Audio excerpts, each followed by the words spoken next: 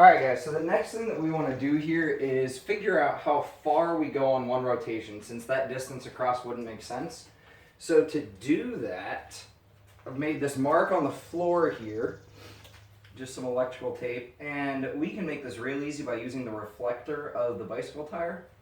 So if I line up that spoke exactly with that mark, and then I go straight forward, when that spoke is pointing straight down again, that will be one rotation, or the distance from one rotation.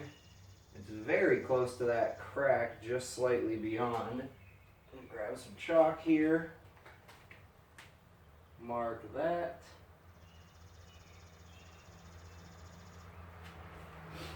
Then we can stick this back and measure that distance. Now we're going to call that one cycle, or one rotation. And we're going to call it a cycle because that C, once we get to talking about circles, that's actually going to represent our circumference, or the distance around the circle. But it's also the distance when it travels forward. So we had a diameter, a distance across that circle of 27, and we now have a circumference, or distance traveled, of 83 inches. So we're going to label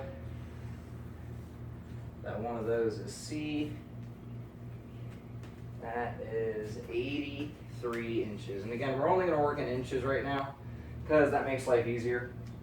Now, I am going to, for a moment, not talk about the proportions for a second, and instead talk about how the circumference and the diameter relate with each other. We have a circumference of 83 and a diameter of 27. So if I start to try to play with these numbers, 27 is a bit tricky, 83, they're both odd. But what if I set up a ratio? So we've talked a lot about ratios, or if we haven't yet, we will. And if I set up a ratio of circumference compared to diameter, since circumference is further, what if I had smaller tires or bigger tires? Like my other bikes here have different sizes of tires.